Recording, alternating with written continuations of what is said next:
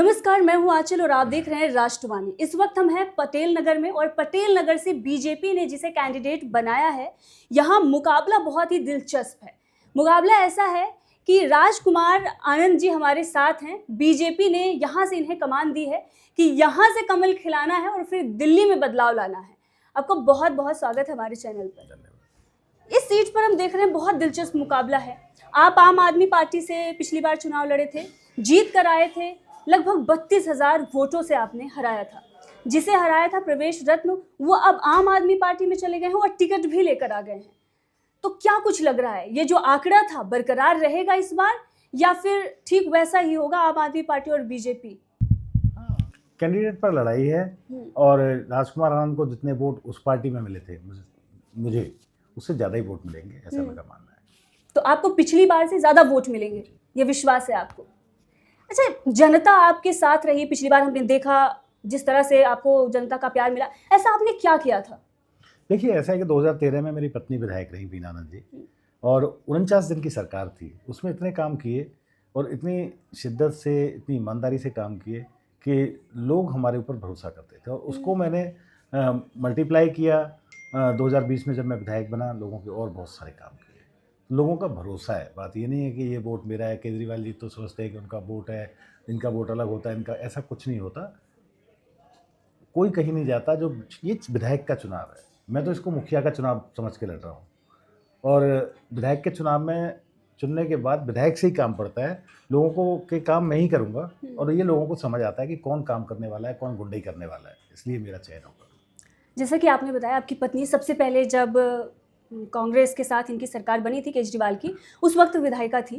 तो आप लोग तब से हैं पार्टी में, जब से शुरुआत हुई थी, और ऐसा क्या हो गया कि पार्टी आपने छोड़ दी? देखिए, एक आदमी था जो रामलीला ग्राउंड में बिना प्रेस के कुर्ते पजामे पहन के बोलता था कि देश में राजनीति बदलेगी तो देश बदलेगा। मैं चूँकि राजनीतिक शास्त्र का, पॉलिटिकल साइंस का स्टूडेंट रहा हूँ, मैंने मास्टर्स की है पॉलिटिकल साइंस में, मुझे ये समझ में आती थी। मैं इत्तेफाक रखता था, मेरा कनेक्ट हो गया था अरविंद केजरीवाल से, और मैं ये समझता था कि राजनीति बदलेगी तो देश बदलेगा। क्योंकि आप चाहे बिजनेस करिए, मीडिया में रहिए, कुछ भी करिए, राजनीति आपके जीवन को ज़रूर प्रभावित करती है। तो हमें कनेक्ट कर गए और हम अरविंद केजरीवाल के साथ हो लिए। 2013 का चुनाव हुआ, बीना आनंद को दिया गया, और उसके बाद सरकार इन्होंने इस्तीफ़ा दे दिया। फिर चुनाव हुआ, फिर उसमें हमने पार्टिसिपेट नहीं किया, मतलब इन्होंने टिकट नहीं दिया तो नहीं लड़े। 2020 में फिर मुझे टिकट दिया गया, मैं विधायक बना। सर्वश्रेष्ठ विधायक का मुझे अवार्ड मिला। इतने काम किए पटेल नगर में, ठीक है, गलियों के, सड़कों के, पानी के लिए मैंने ऐसी व्यवस्था कराई कि जल्द ही पानी हर घर में नए पाइपलाइन से और नल से, वहाँ झुग्गियों में भी पानी नल से मिलेगा। नई पाइपलाइन सब जगह डलनी शुरू हो चुकी है। तो क्या था कि ये जब हमने काम कराया था पानी वाला, उसको जब मैं मंत्री बना तो उसने, अरविंद केजरीवाल जी ने रुकवाने की कोशिश की, लेकिन मैंने एलजी साहब को नॉक करके तमाम कोशिशें करके उस काम को दोबारा चालू करा दिया। आज भी वो काम हो रहा है। तो उसके बाद मुझे मंत्री बनने का मौका मिला। जब मैं मंत्री बना तब मुझे समझ में आया, जब मैंने देखा कि जो आदमी रामलीला मैदान में कहता था कि हमारा राजनीति बदलेगी तो देश बदलेगा, वो आदमी कोई और था, और यहाँ जो बैठा है वो अलग है। हमने इसलिए चुना था, दिल्ली की जनता ने, हमने कहा मतलब दिल्ली की जनता ने इस पार्टी को, अरविंद केजरीवाल को और आम आदमी पार्टी को, कि ये पार्टी भ्रष्टाचार और घोटालों से लड़ाई लड़ेगी, इनको ख़त्म करेगी। लेकिन वो तो खुद भ्रष्टाचारी बन गए। जो राजनीति बदलने की बात करते थे वो नेता बदल गए, और तमाम ऐसी घटनाएं हुई। मैं जब जब विकास की बात करता था, मैं जब जब कहता था पटेल नगर में सीवर लाइन की सारी चेंज होनी चाहिए, जब भी मैं विकास की बात करता था वो प्रचार की बात करता था। वो कहता था, मैं कहता था कि पटेल नगर में सीवर सिस्टम बदलना है, इसके लिए बहुत सारा फंड चाहिए। वो कहता था मध्य प्रदेश में हमें विधायक चाहिए। मैंने ये सुना है कि जब आप यहाँ पर विकास कार्य कर रहे थे और ये कह रहे थे कि मैं अपने क्षेत्र की जनता के साथ खड़ा रहूंगा, तो उस वक्त आपसे ये कहा जाता था कि जाइए आप दूसरे राज्यों में, जब चुनाव है तो वहाँ प्रचार के लिए, वो प्रचार की बातें करते थे, मैं विकास की बातें करता था। वो कहते थे मध्य प्रदेश में हमें विधायक चाहिए, आप वहाँ जाके काम करिए। फंड को डाइवर्ट किया जाता है अन्य अन्य कामों में, और जो जिन लोगों की इच्छा शक्ति है काम करने की, उनको मोटिवेट किया जाता है। अरविंद केजरीवाल की सरकार में दलितों का जो फंड है, हजारों करोड़ रुपया इस गवर्नमेंट ने दलितों का फंड डाइवर्ट कर दिया। दलित विरोधी केजरीवाल, दलित विरोधी केजरीवाल, बात ये नहीं, दलित विरोधी तो चलो है तो कोई बात नहीं, लेकिन वो जो आदमी, इस पार्टी को हक इसलिए नहीं है कि जय भीम का नारा लगा के इसने दिल्ली में और पंजाब में सत्ता हासिल की। बाबा साहब की फ़ोटो लगा के ही प्रेस कॉन्फ्रेंस करता है। और उसके बाद आप देखिए कि दलितों का हज़ारों करोड़ रुपया इसने डाइवर्ट कर दिया। जो डाक फेलोज, एडवाइज़र, लाखों रुपए की सैलरी पे इसने नौकरियां निकाली, उसमें किसी को भी, किसी दलित को चांस नहीं दिया, रिजर्वेशन को नहीं रखा। जब राज्यसभा सांसद बनाने की बारी आई तो 10 राज्यसभा सांसद में से एक भी दलित, बैकवर्ड या कोई और नहीं रखा। तो फिर इसका मतलब कोई ना कोई तो लोचा है। कथनी और करनी का फ़र्क है। देखो, आज भी किसी मंडी का चेयरमैन दलित नहीं है। मेरा उनसे लड़ाई इसी बात की थी कि दलितों का पैसा दलितों पर खर्च करो, महिलाओं का पैसा महिलाओं पर खर्च करो। लेकिन जब जब ये बातें करी जाती थी वो कहते थे प्रचार करो। इस पार्टी को उन्हें प्रधानमंत्री बनने का बहुत शौक है, केजरीवाल को। हाँ, और मुझे अच्छा विधायक बनने का बहुत शौक था। आपने कहा आप मंत्री बने, तो आपके पास कई सारे मंत्रालय थे, लगभग 8 मंत्रालय। पहले मेरे पास 14 थे और जब मैंने छोड़ी उस दिन 7 थे। उस दिन 7 थे, 14 मंत्रालय आप देख रहे थे। तो आपने तो बहुत अच्छे से देखा होगा सरकार कैसे काम कर रही थी, क्या कुछ अंदर की बात थी। शिक्षा मंत्रालय भी आपके पास था, स्वास्थ्य मंत्रालय भी आपके पास था। तो क्या कुछ खामियां आपको उसमें नजर आई जिसके बाद आपको पार्टी ही छोड़नी पड़ गई? उसमें खामियां ही खामियां, आप जिस डिपार्टमेंट को उठाओ उसमें खामियां थी। आप एजुकेशन की बात करती हैं, सारी दुनिया कहती है। एक बार मैं भी विधानसभा में न्यूयॉर्क टाइम्स की कॉपी लहरा रहा था कि देखो न्यूयॉर्क टाइम्स में लिख के आया कि दिल्ली का शिक्षा मॉडल अच्छा है। जब तक नहीं पता थी, उसके बाद हमें पता लगा कि आखिर ये होता कैसे है। कैसे होता है? ये ऐसे होता है कि 10वीं और 12वीं के रिजल्ट दुनिया देखती है, उसी से कन्विंस होती है कि प्राइवेट स्कूलों से सरकारी स्कूलों के रिजल्ट बेहतर आ रहे हैं। उसको बेहतर दिखाने के लिए बच्चों के भविष्य से खिलवाड़ की जा रही है। 9वीं क्लास में तकरीबन 2,40,000 बच्चे बैठते हैं, अपीयर होते हैं, और उसमें से करीब करीब 1,10,000 बच्चे फेल कर दिए जाते हैं, सिर्फ क्योंकि उन बच्चों को भेजते ही नहीं है जो जरा भी कमज़ोर हैं। तो रिजल्ट तो अच्छा आएगा ही आएगा। लेकिन आप सोचिए कि जो बच्चे 40% बच्चों को जो आप फेल कर रहे हो, उनके जीवन के बारे में सोचिए। मैं हमेशा कहता था कि भाई सरकारों का काम ये नहीं कि कमज़ोर बच्चों को फेल कर दो। 9वीं और 11वीं की जो उम्र होती है उस टाइम कच्ची पक्की उम्र होती है, उसमें ना बिल्कुल बड़ा हो जाता आदमी, बचपना भी रहता है।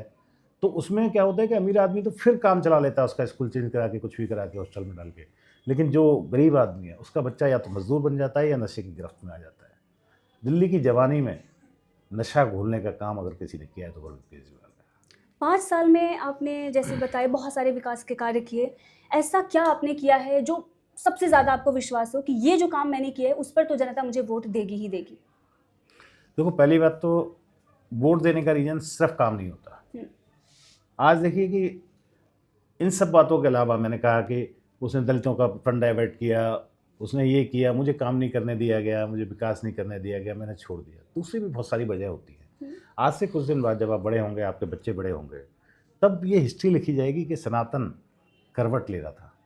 550 साल बाद एक मंदिर बना था, और उस समय जब सनातन करवट ले रहा था, भारत बन रहा था, सनातनी धर्म में हम बातें कर रहे थे, उस टाइम राजकुमार आनंद भ्रष्टाचारियों के साथ बैठे थे, उन लोगों के साथ बैठे थे जो रोहिंग्याओं को, बांग्लादेशियों को पनाह देते हैं।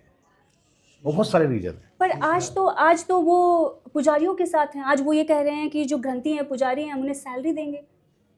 दिया क्या है अब तक? तो आपको लगता है कि पुजारी मेरे झूठे यहाँ वादे भी हैं? हैं, हम भी पुजारियों से मिलते हैं। पुजारी कहते हैं कि जी हम 70 साल उम्र हो गई, 2,000 रुपये महीने की पेंशन के लिए हर साल खड़े होते हैं।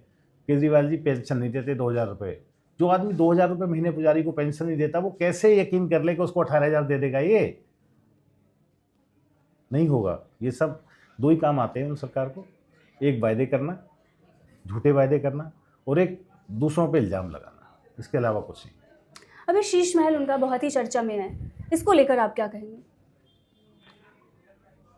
शीश महल, देखिए क्या है कि पॉलिटिशियन क्या होता है, politician is a role model of the society. Politician को ऐसा होना चाहिए कि उसको, हम क्या करते हैं, आज आप अपने बच्चे को अगर कोई पॉलिटिशियन बनाना चाहती हैं तो आप मोदी जी जैसा पॉलिटिशियन बनाएंगी, वाजपेयी जी जैसा पॉलिटिशियन बनाएंगी, या केजरीवाल जैसा पॉलिटिशियन कहेंगी बच्चे ऐसा बनना? ईमानदारी से बताइए, नहीं कहेंगी ना। तो वही है, ये जो शीश महल की स्टोरी है, ये कहते थे कि मैं बड़ा घर नहीं लूँगा। बात ये नहीं, मैं रोल मॉडल की बात कर रहा था कि हम लोगों को सिखाते हैं कि अनऑथराइज बिल्डिंग मत बनाइए, अनऑथराइज काम मत करिए। अरविंद केजरीवाल ये सिखाते हैं कि 4 बिल्डिंग तोड़ के जिस दिन आपका बस चले उस दिन एक मकान बना लो, उसमें 10 करोड़ रुपया अगर दे सकती है सरकार, उससे 80 करोड़ रुपए ले लो, 80 करोड़ लेके बाकी जो शराब माफिया है उनसे और पैसा लेके उस पर और 100 करोड़ रुपये लगा दो। तो ये शीश महल इस तरह से बनाए, और ये मतलब एक अच्छे मुख्यमंत्री का काम नहीं है। ये जो पर्दे, टाइल्स, किचन का सामान, जिम का सामान, ये सारे जो लाखों और करोड़ों में खर्चे हुए हैं, ये आप तो पार्टी में रहे होंगे, कैसे आते थे, कैसे डिसाइड होता 3 था? बातें हैं इसमें। देखिए, एक तो लाखों करोड़ों रुपए का खर्चा हुआ जो पीडब्ल्यूडी में बिल्स पड़े हुए हैं।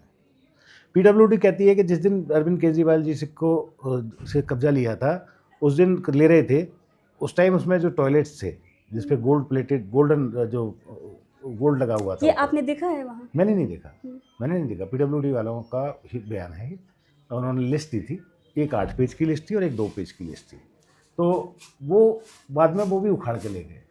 तो इस तरह की बातें हैं। शीश महल पे क्या ही कहना, दुनिया को पता है। हम अब तो शीश महल को हम दुनिया को दिखाने वाले हैं, जो दिल्ली की जो जनता है उसको शीश महल दिखाएंगे। इस वक्त सबसे ज़्यादा अगर चर्चा हो रही है तो भ्रष्टाचार की और प्रचार की हो रही है। अरविंद केजरीवाल की कोई भी योजना आती है वो तो लाखों में होती है और वो हज़ारों में होती है, लेकिन उसके प्रचार में जो पैसे खर्च होते हैं वो करोड़ों में हो जाते हैं। बिल्कुल। इस पर क्या कहेंगे आप? प्रचार पे ज़्यादा पैसे खर्च, प्रचार ही तो करना है, स्कीमें लानी क्या है, कौन सी स्कीम लाएगी आज तक? जब आप पार्टी के अंदर थे तो कुछ तो डिसाइड होता था, जब योजनाएं बनती होंगी कि देखिए इस योजना को हम इतने की योजना है, इतने पैसे हैं, तो उससे ज़्यादा प्रचार पर कैसे खर्च हो जाता है? SC OBC बैकवर्ड क्लास के लिए जो ये वो देते हैं, स्कॉलरशिप देते हैं, वो नहीं दी जाती। जो उनको IAS बनाने के लिए या कोचिंग के लिए सपोर्ट दी जाती है, वो 5 साल से बंद है। ठीक है, अब चुनाव आया तो उन्होंने कह दिया हमने शुरू कर दिया। अरे कहाँ शुरू कर दिया, कौन से अखबार में तुमने ऐड दी? शुरू तो ऐसे होता है कि उसका उसी दिन अखबार में ऐड आती है कि जिसको अप्लाई करना है वो अप्लाई कर लो, लेकिन ऐसा कुछ नहीं हुआ। तो सब चुनावी बातें। जनता से आप क्या अपील करना चाहेंगे? जनता से मैं यही अपील करना चाहता हूँ कि देखिए, ये परिवर्तन का समय है और इसमें योगदान देने के लिए देखो मोदी जी की पीड़ा क्या है, सिंपल शब्दों में इसमें सारी चीज़ें आ जाती हैं। मोदी जी कहते हैं कि मैं पूरी दुनिया में, पूरे देशों में घूमता हूँ, आप लोग सभी जानते हैं, और वो जगह जगह जाते हैं और वो कहते हैं कि हमारे से जो छोटे देश हैं, हमारे से जो बहुत गरीब देश हैं, उनकी भी राजधानियाँ हमसे बहुत सुंदर हैं। वो कहते हैं कि जब बाहर से, विदेश से, जिसके मैं मेहमान बनता हूँ, जब वो आता है दिल्ली तो एयरपोर्ट के 10 किलोमीटर के बाद स्लम शुरू हो जाता है। वो कहते हैं एक बार दिल्ली मेरे हाथ में दे दो, मैं इसको चमन बना दूंगा, इसको ऐसी बना दूंगा कि बाहर से कोई आए तो उस फक्र करे कि हाँ ये वही भारत है जो विश्वगुरु बनने की ताकत रखता है, ये वही भारत है जो सोने की चिड़िया कहलाता था, उसकी राजधानी दिल्ली है। धन्यवाद। तो सबसे मैं अपील करता हूँ कि सारे काम छोड़कर आज से ही चुनाव प्रचार में लग जाए, लोगों को समझाएं, लोग भटक गए उनको समझाएं और हर हाल में दिल्ली में कमल खिलाएं, भारतीय जनता पार्टी की सरकार लाएं, मोदी जी की सरकार लाएं। बहुत बहुत धन्यवाद।